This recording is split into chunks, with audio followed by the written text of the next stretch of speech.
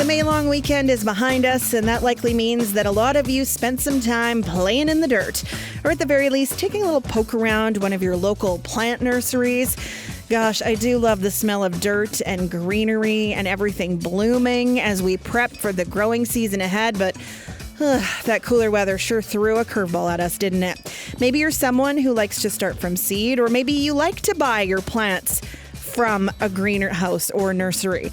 Today, we're here to virtually play in the dirt, and we're here for all levels, from the curious beginner to the most seasoned green thumb. We also want to hear from you. Maybe you have a tip you'd like to pass along to help others. Join the conversation. 1-800-716-2221 or email us bluesky@cbc.ca.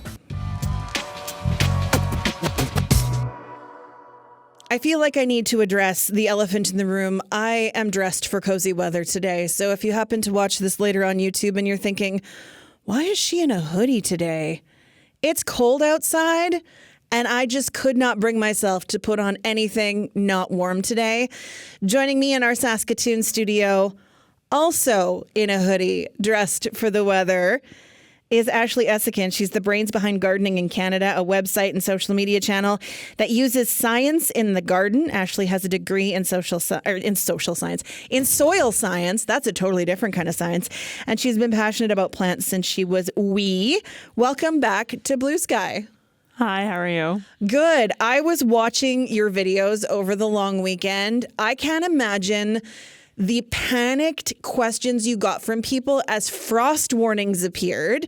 I know there is a saying in Saskatchewan that you do not plant before the May long weekend, or whatever happens is in God's hands and you did what you did and you hope for the best.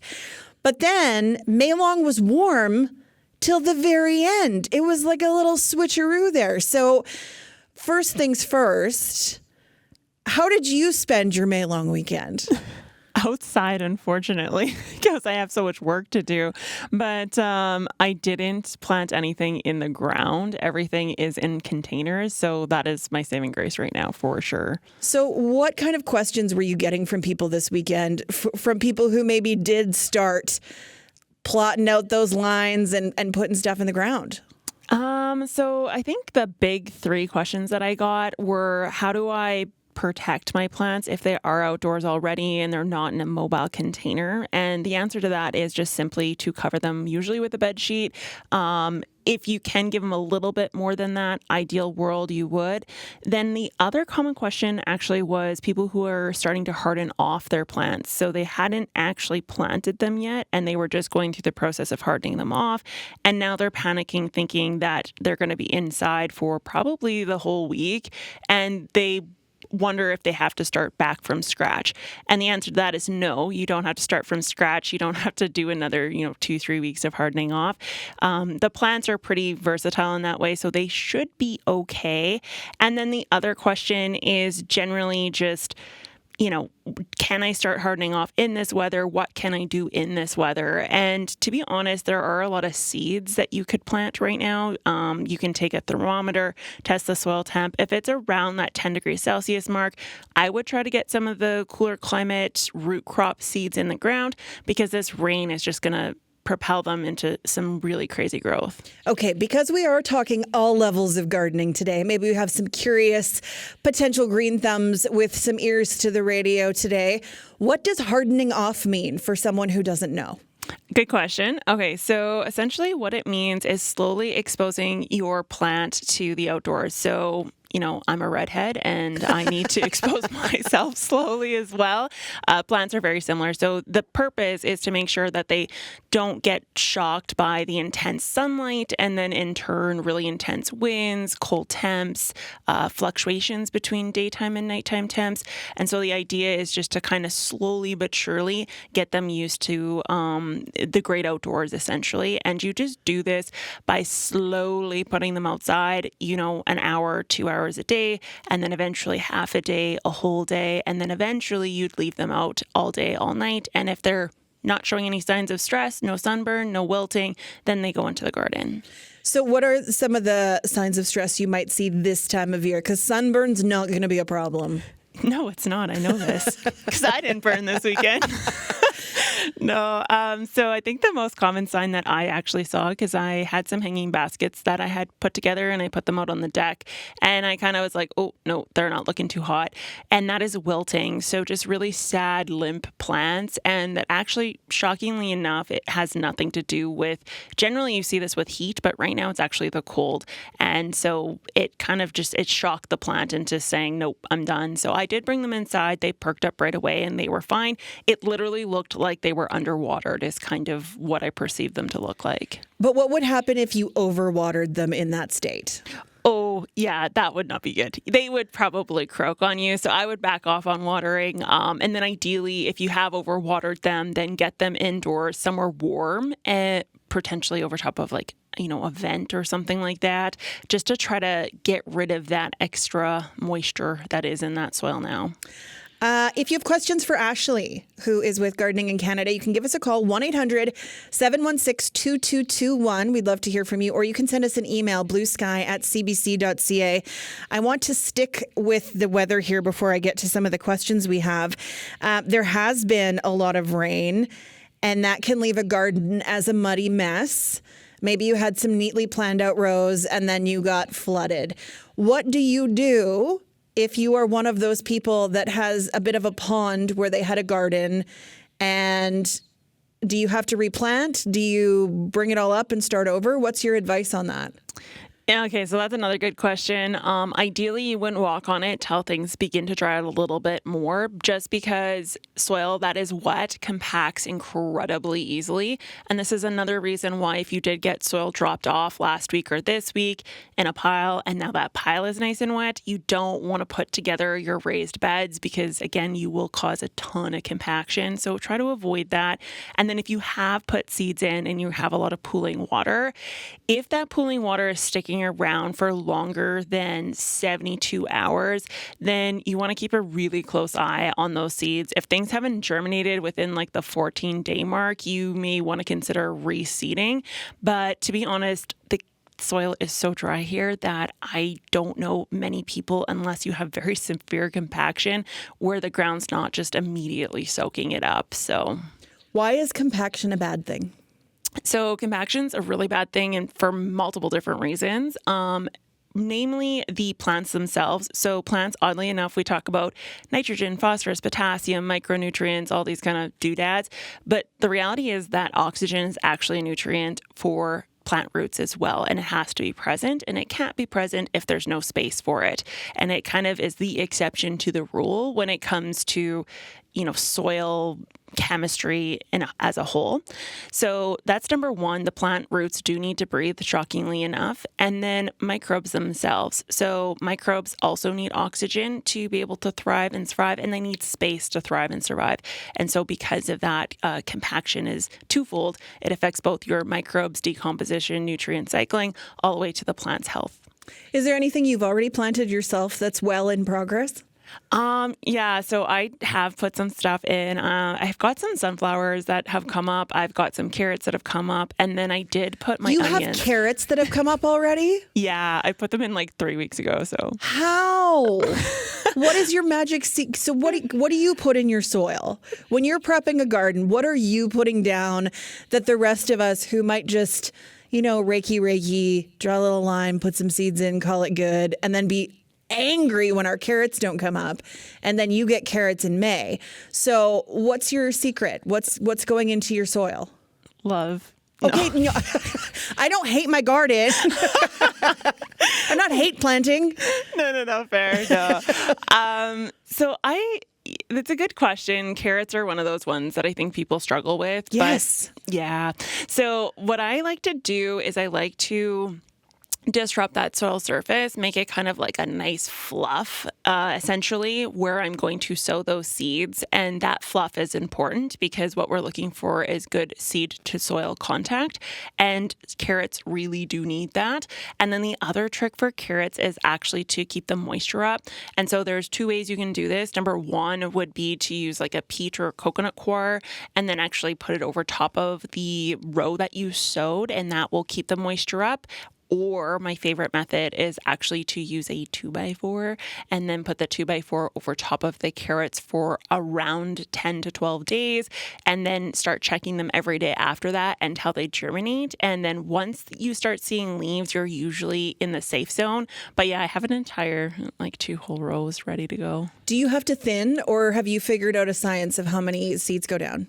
Yeah, so I actually cheat horribly. I don't thin at all. What I do is I eat the carrots as they start to grow. So essentially, I will strategically remove baby carrots for suppers and lunches and that sort of thing as needed. And that eventually will leave enough gaps in there for the carrots to take off. But that actually is a really good point. You do need to thin. Otherwise, you get those really tiny baby carrots in fall, and that's no fun. Yes, I learned the hard way that you also need to thin beets, or you will have the most disappointing beet crop of your entire life.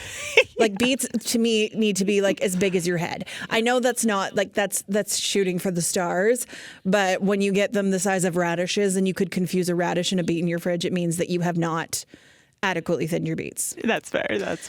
Okay.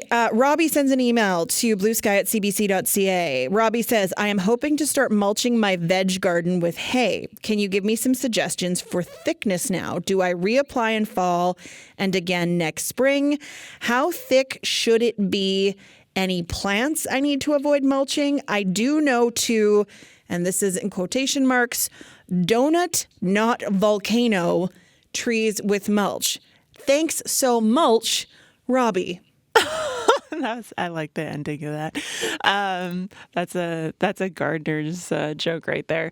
No, so hay, I think the only thing that you need to watch out for, and that I've kind of been burned with in the past, is that if it is really long strands, you may want to consider actually putting it into a Rubbermaid or a garbage can and then taking a whippersnipper to it and chopping it up really nice and fine.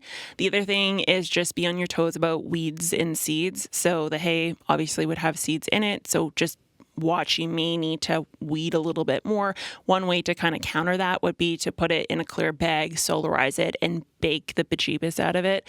And then you should be okay. And it shouldn't interfere with the garden at all. And then actual depth, to be honest, because we've been in this drought year, it's been really, really warm. If you can get around that 3-inch mark, wonderful, because it will help keep the temperatures down in that soil while also providing that extra buffer against the loss of moisture. And then plants that you shouldn't and should mulch. Every plant should be mulched, technically. The only thing that I would watch out for is transplants. You can mulch right away, and you should mulch right away because it's in your best interest to do so. But seeds, I like to leave them unmulched or lightly mulched until I start to see growth. And then once I've seen growth, I will then go put the mulch in, because there are some plants that are photosensitive. They need light to be able to germinate. Other ones just aren't nearly as powerful to get through, 3 inches of mulch. So those are things that you also want to watch out for. And for the newbies who don't know what mulching means, what is mulching? Mulching is the process of basically covering your soil with practically anything that's going to help protect it against the sunshine and against the loss of water that can happen. And you can use cut grass as like my absolute favorite, but now my whole yard is a giant garden, so I don't have grass anymore. So I'm begging my neighbors for it, but that is my absolute favorite. You can use hay, you can use straw, you can use old shavings, for example, from your guinea pigs or your rabbit cages. I've seen people use shredded cardboard. I mean, the list is honestly endless. And how do you apply it? Do you just put it on the garden? Yeah, you literally just throw it on. The finer the mulch. So if you go for something that is like a straw bale that has been shredded, for example, you want to make sure that you're just cleaning the leaves off or going in and watering the plant after, because it will cover the leaves. And then we want to just be careful we're not putting too much pressure on the stem and that sort of thing. And then actually the volcano versus donut rule. So what that person was speaking to was actually you don't want the mulch crowded around the base of any of your plants, trees, tomatoes, peppers. You want about like 2 inches, 3 inches away from the base, and the mulch to be just around the plant. So if you're talking about rows, you're mulching the walking paths for the most part, right up until you see your carrots. And then for things like tomatoes or pepper plants, cucumbers, where it's single plants, not rows, you would make a little donut around it. So you should be able to see earth, basically an earth donut around the base of every single plant. So that's why walking paths often are straw and or whatever, and it's just to help keep moisture in the ground. Yeah, so it's, weeds, moisture. It actually helps even with compaction and distributing your footprint a little bit as well. Whenever you see, like if you looked at your garden and you've noticed massive cracks or fissures, or the soil seems like it's separating, that's a sign that you would probably benefit pretty heavily from some mulch or some sort of cover for sure. We were talking about keeping the soil temperature down. Should we be monitoring our soil temperature through the growing season, or is it just through planting? So I am a soil person, so yes. My answer is yes. But is there such a thing as a soil thermometer, or can you just use the thermometer that you wouldn't want to use the one you stick in your mouth when you're sick? No. But you can use your turkey thermometer. Just don't tell your relatives when they come over for Thanksgiving. No, you just need to get low enough. It needs to be able to get around like the 5 to 10 degrees Celsius mark, and then get up around like the 30-degree mark. So there's a number. There's actually soil probe ones for sure, and they do have sometimes ranges of good, bad, and what can be planted at certain degrees. So yeah, and they have like a certain size of stem. The important part is that you're measuring kind of where your roots land, so where your rhizosphere is, and getting that temp. And 10 degrees Celsius is kind of the safe bet for starting a majority of the seeds you would start here in Saskatchewan. And then for stuff that is more exotic, I guess you could say, or you have to transplant outdoors, I would aim for like that 15, 20 degrees Celsius mark, because they will like that warmer soil, and it'll reduce that transplant shock and kind of that limp look that you sometimes get after you transplant your tomatoes. Will a person be more successful in a growing season if they pay attention to soil temperature? Yeah, absolutely. So plants like heat, but they don't like that much heat. So if you are monitoring your soil temp and you're noticing that things are getting very hot, whether it's in a raised bed, in ground, in a container, and you can pivot and change the outcome of that, please do so. So if you're in ground raised bed and you're noticing really high heat, then you want to pop some mulch on top and keep on popping more mulch on top until that temperature begins to come down. And then in the event of a container, if the container soil is getting really warm, then that's another sign that you should move that container out of the way, or you can mulch containers. That is definitely something you can also do just to help bring down that temp. Interesting. So I am less likely to burn my tomatoes on my balcony if I put some mulch in the containers. Yes, yeah. Okay, that's interesting to me.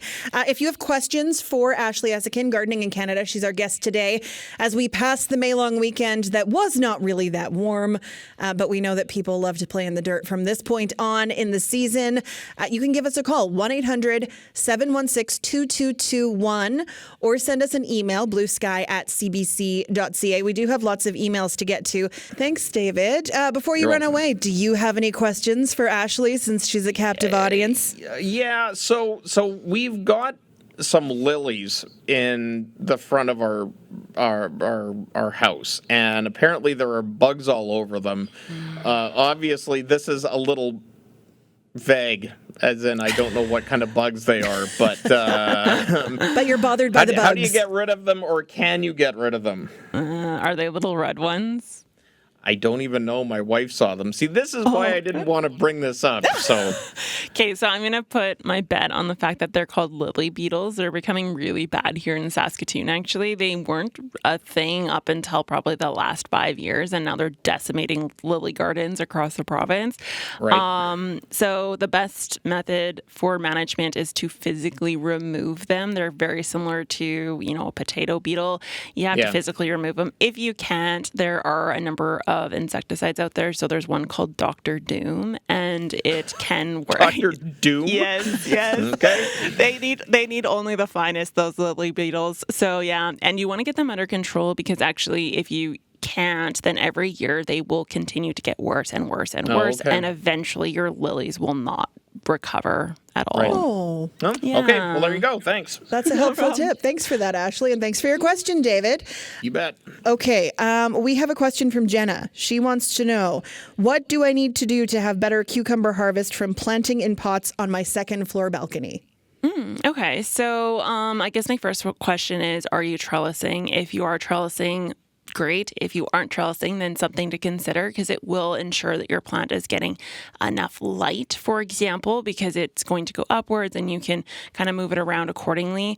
The other important part is actually to plant enough plants that you have male and female flowers kind of blooming at the same time. I learned all about this fertilizing thing last summer where you can help them fertilize each other. Yes, yeah, you can actually. You could do that with squash as well. Yeah, I think it's pollinating and not fertilizing, but I mean, same. Same thing, yeah. Male, female. Can you explain to people what that is?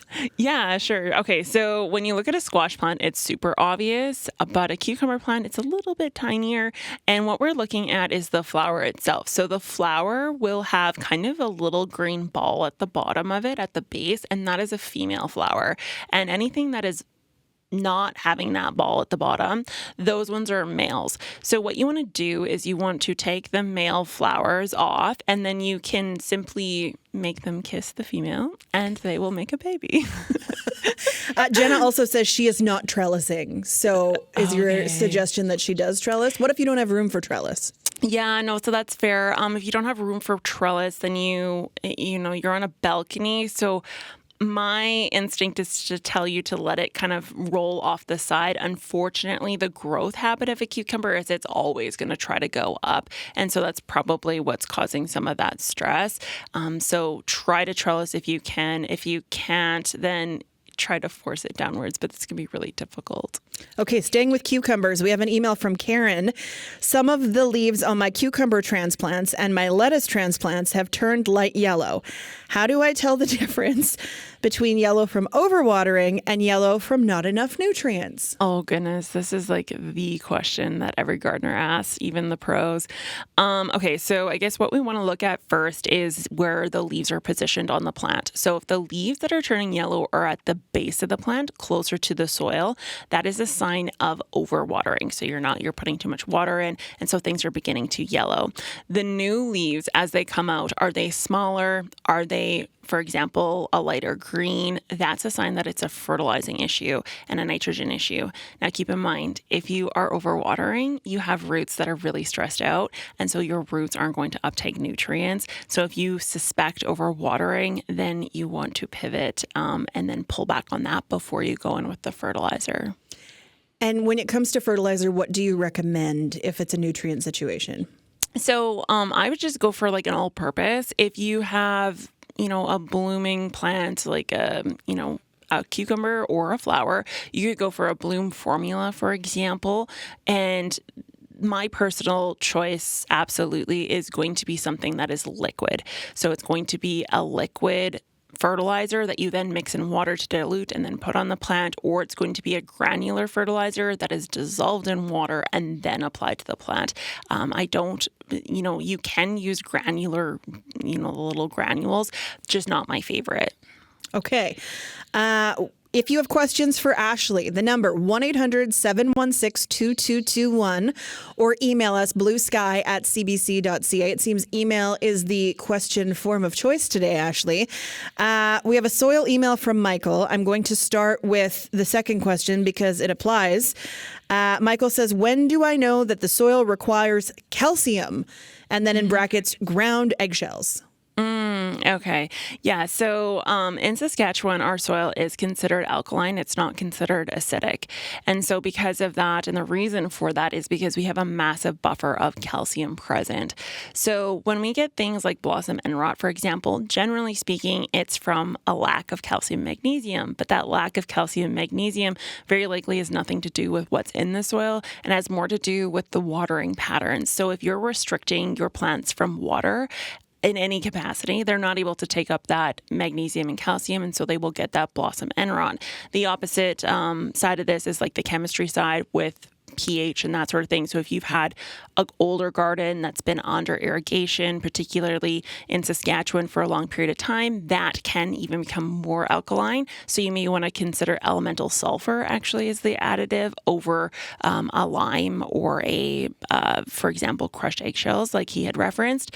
And then if you are convinced, no, I don't have enough calcium, I water perfectly fine, and I don't want to mess around with the pH, that's too complicated for me, what you would want to actually do over the eggshells is use dolomite lime, garden lime. It has a number of different names. It's a white powder. It's actually what they use to make chalk lines on soccer fields and that sort of thing. And you just want to put a little bit of that in the planting hole with your tomatoes, your peppers, your cucumbers, whatever it is, and then that will provide a bioavailable immediate nutrient source of that calcium. Okay, the second question from Michael is, do coffee grounds work as both a deterrent for insects as well as compost, or just one or the other? Yeah, so they have brought this up. He actually used this for wasps last year. I put coffee grounds out on pie plates, and it worked at the lake. So I don't know. It could like be used coffee grounds. Yeah. Every morning we just take the coffee grounds when we're at the lake and then put them on a pie plate because they were so bad. The wasps were so bad last year. It was crazy, but So.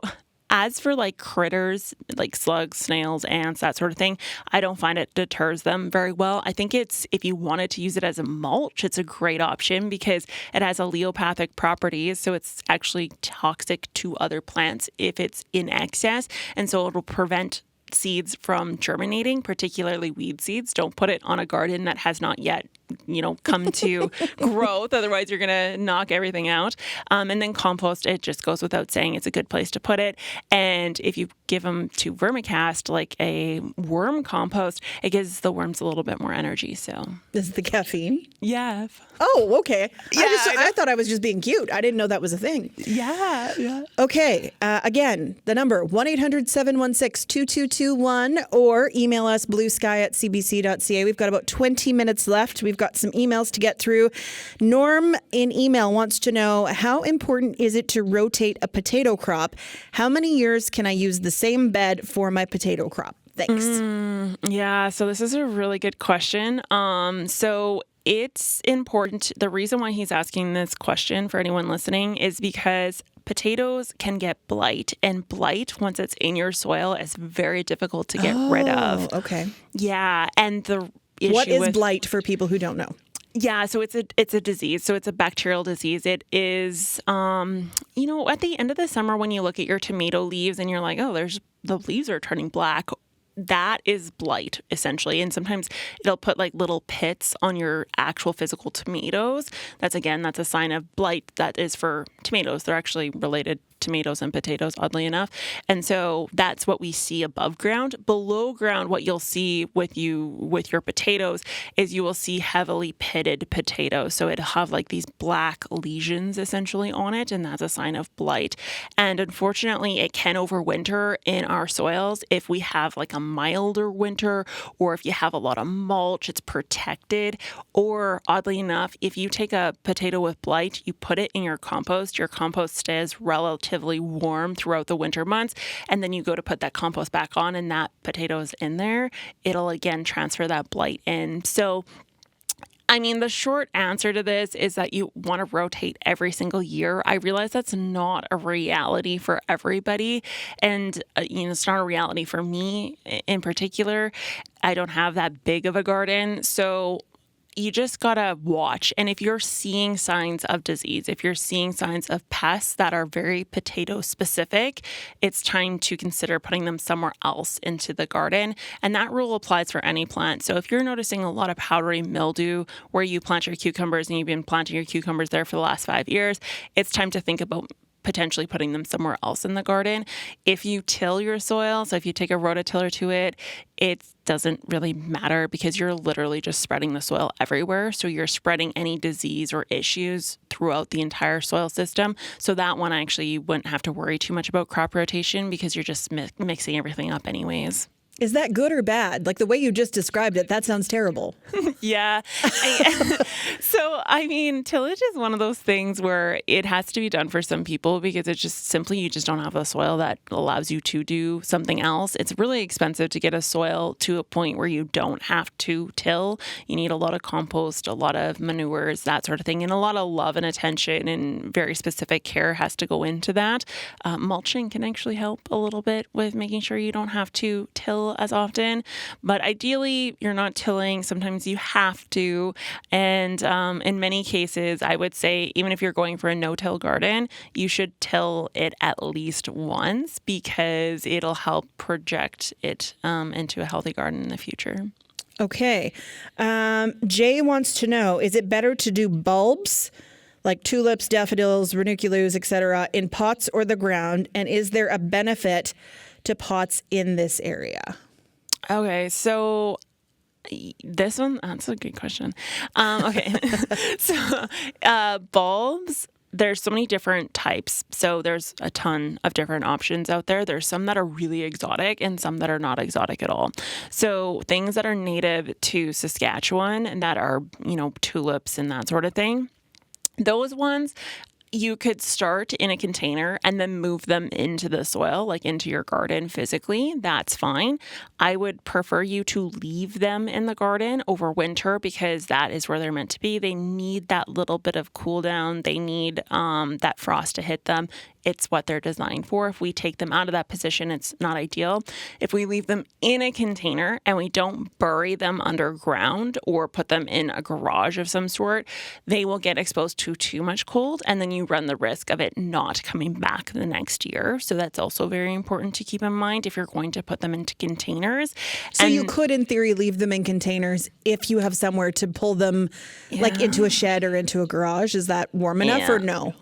Yeah, no, it is. Yeah, 100%. It doesn't even have to be heated. It's just enough to take the edge off. We just don't want them exposed to like that minus 40 out on the, bald-headed prairies type thing. We want to avoid that. What I've done in the past, actually, and it works pretty good, is I put my containers kind of all together, like in a pile, and then I'll put a whole bunch of leaves on top of that, and then I'll put some burlap on top of that, and then as much snow as I can every time snowfall hits. I'll put more on top of that space. And that seems to be enough to get them through the containers through the winter, rather than having to put them in the garage and all that sort of stuff.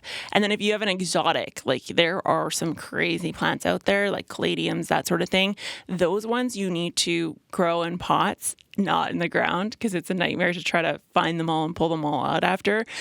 Put them in pots, put them in decorative pots, and then in the fall you actually want to dig those up and then bring them indoors. So calla lilies, that sort of thing, all of those kind of fall under that category.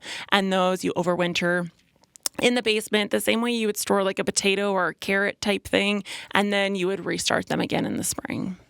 Can we talk about container gardening in general?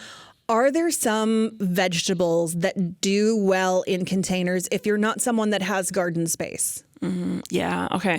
So peppers, to be honest, are absolutely one that I only grow in containers, despite the fact that I have raised beds and in-ground beds.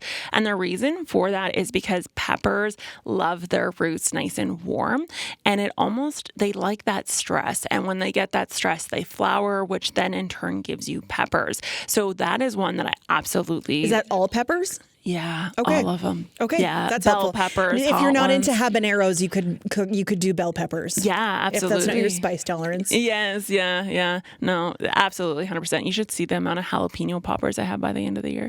But so that I do peppers in containers all the time. 5 gallons is kind of the minimum that I like to go for, and I like to use a self-watering one just to help buffer a little bit more, because I don't want that water fluctuation that will cause that blossom end rot. And then I have done tomatoes in containers as well. So if I have like a special tomato, I mean, anyone who grows tomatoes knows there's really exotic, cool ones out there, purple, striped orange ones. Those ones I will actually put into salt lick tubs. You can ask any farmer and they will give them to you because they have them coming out of their behinds. So you can actually put the tomatoes in there, trellis them, and they tend to do very well. I would say that's probably around 50 gallons, so it's a little bit on the larger side. And again, it's to prevent that blossom end rot for sure from happening. So basically just tomatoes and peppers. No, you can go with, you can go with all of them. You can do zucchinis in containers. You can do cucumbers as long as you can trellis them, right? That's the important part. Watermelons, melons, cantaloupes, all that sort of. Yeah, they love that warmer root. And then you can also move them indoors if it gets too cold. So I like sugar baby watermelons, those ones I will always put in containers and move them in and out.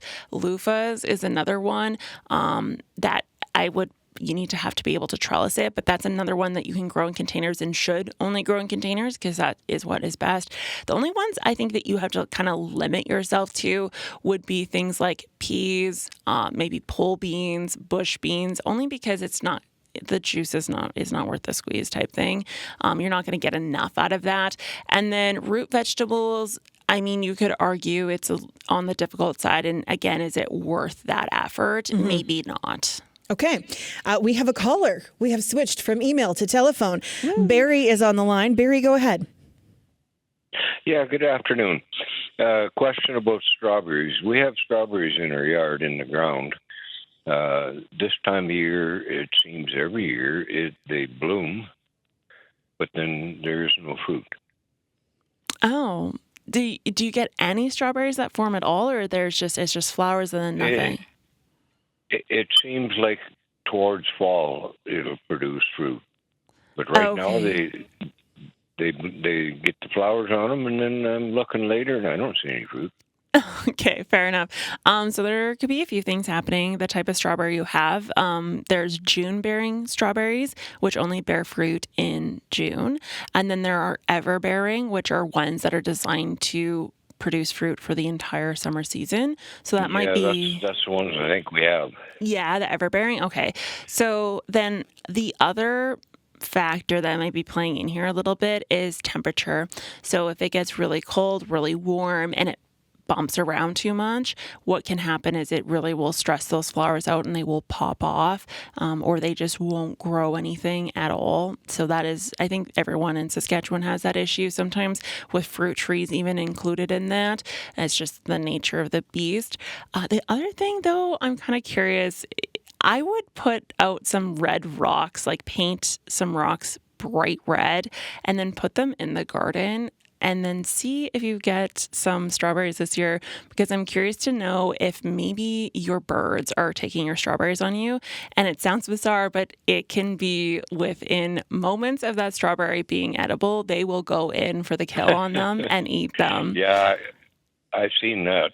Yeah. But, and I got a follow up. Have you ever heard about dry yeast and sugar in mix it and put it in about 5 gallons of water for fertilizing?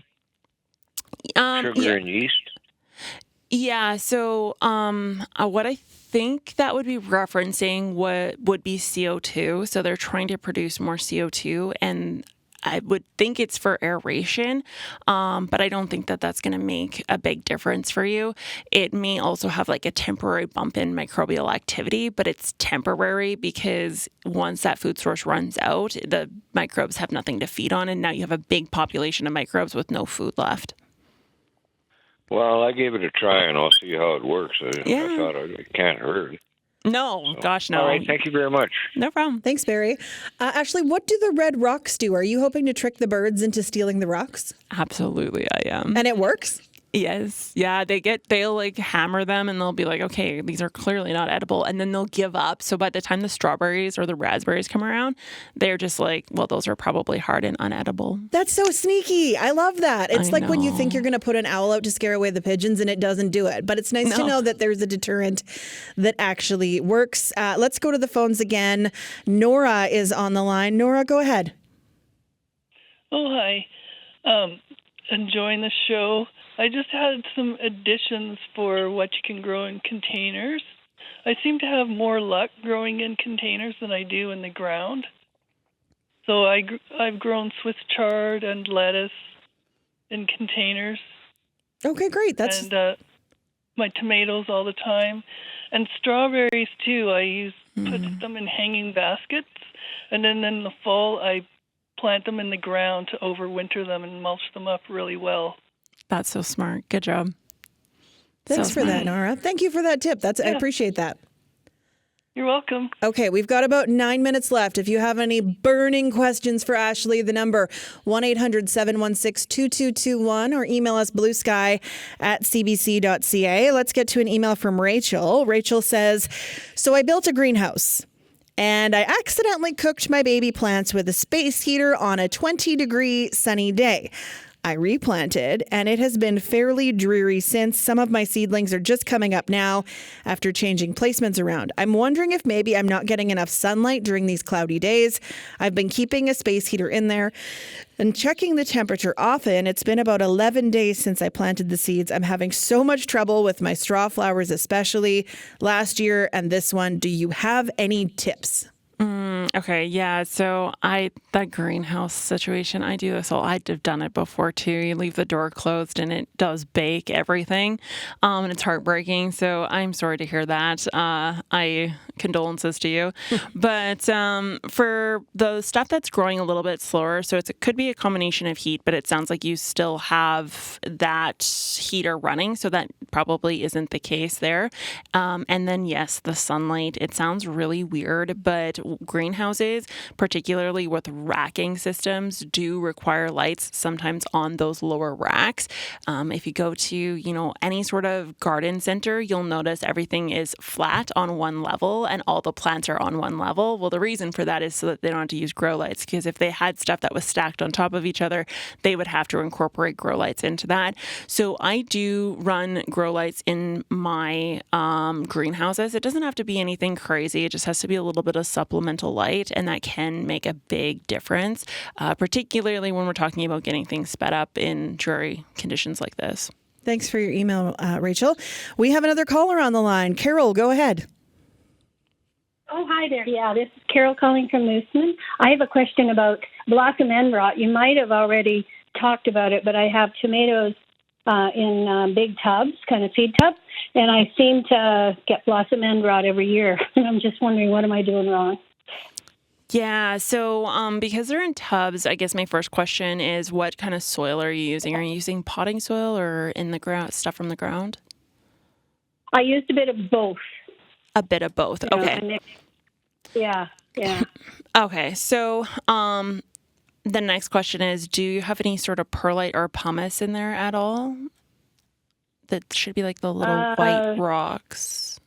There might have been some put in, because what I did is I reused some stuff from other pots and just put it in. Would that be the problem? Well, okay, so I'm just trying to diagnose it here a little bit. So I think you got probably a couple of things going on. You probably don't have enough aeration. So I would actually just grab a bag of perlite. It's super inexpensive, and actually mix that into the mix. And then I would also grab that bag of dolomite lime. We'd spoken about it a little bit earlier. So if you watch this back on YouTube, I think Sam said it was on. Okay. Yeah, I discussed it a little bit, but pardon? You said it's dolomite lime? Dolomite lime? Yeah, dolomite lime or garden lime. It goes by both names. And then, you just want to mix that actually into the containers themselves. And that has calcium in it, and that's going to help you. And then also make sure you keep the watering up. You want to always make sure that the water's topped up. Yeah, I thought maybe that was it too, that I might have, underwatered and then really watered it too much. Well, underwatering for sure. Underwatering for sure is going to cause that blossom end rot. Okay, yeah. But this pure light, put it in with what I've got there, and then also try to get this dolomite lime. Yeah. Yeah, good luck. Okay, I'll give it a try. Glad I caught you. Yeah, no problem. Thank you. Thanks for your call, Carol. There is nothing more devastating than when you think you have an amazing tomato crop and you flip the tomato over and it looks like something out of The Walking Dead or a horror movie. The first time it happened to me, I was like, what is this? Like, what am I doing wrong? I will tell you the mistake I made, because I thought it was a calcium issue. And so I did some internet sleuthing, Ashely. And let me tell you, that is not the best way to get your information. This was before I knew about you and before I was really into following gardening. I mixed water with milk. Do you know what that does? It smells like rotten milk. All that does is smell like rotten milk. It gets hot on the plant and it smells terrible. It's not a calcium issue. I was either watering too much or not enough. And I've had successful plants since then. I have a balcony garden situation.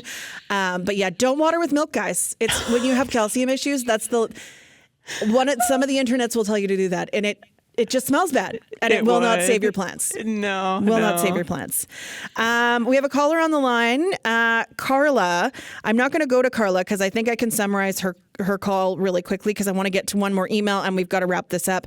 Carla said she thinks the strawberry guy doesn't have enough bees, that he needs more pollination. Oh, yeah. I mean, that also is possible as well, for sure. I noticed there's a lot of pollinators that's gone downhill. Like ants, for example, they're pollinators. So sometimes people will just kill them off, but you don't always want to because they may be helping.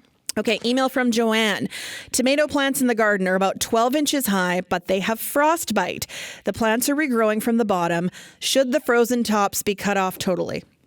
Yes, if they're mushy or they're really limp and falling over. If they're just crispy looking in some places, I would leave it. But if it's flopping over, then I would give it a cut for sure. Okay. Jamie wants to know, any tips for growing sweet potato in Saskatchewan? I made my own slips from a grocery store, keeping indoors until warmer. It's growing a few inches each day. I've never seen slip for sales in the garden stores. Is it because sweet potatoes are not viable for our short season? What are your tips or suggestions? Yeah, so actually they're not viable for our seasons. But I do know, just based on, being on the internet and having subscribers always talk to me about this, there are a number of different people that do this. And so what they will do is they will start the slips from the grocery store and they will grow them indoors until, again, the nighttime temps are warm enough around when you would plant your tomatoes and peppers outdoors. And then they just plant them like they would a regular potato, make sure they're in some nice light fluffy soil, and then they leave them for as long as possible. Sometimes they need to cover them in the fall, and yeah, they do get some sweet potatoes out of that for sure. It's just you have to start them indoors, and then sometimes you have to end them covered a little bit. Okay, that's helpful. Mm-hmm. This has been so good. So many varied questions. Ashely, is there anything we haven't asked you about that you're like, we need to talk about this before the show wraps up? I don't think so. I think the biggest thing is just don't overcommit. Don't go too crazy here in the next little bit. And then just really watch your temperatures. There's no rush to get out into the garden and get things planted. It will just end in heartbreak. I can promise you that. Gardening is like being in a relationship as a teenager. There are highs and there are lows. Yeah. And the highs keep you chasing a great garden. Or maybe it's like golf. You're chasing the hole-in-one, that perfect harvest. But there are many years where you spent it in the weeds of the fairway and it just doesn't go well for you. It's so true. So true. I think golf's probably a better analogy than a teenage romance, but sometimes they're the same. They're identical, yeah. Ashely, thanks so much for being here today. This was so wonderful. I wish you lots of luck through gardening season. Yeah, you too, Sam. Ashely Esakin, Gardening in Canada. Just type that into Google. She's got lots of great, helpful videos on YouTube and social media to help you get through the season, and you can reach out to her as well.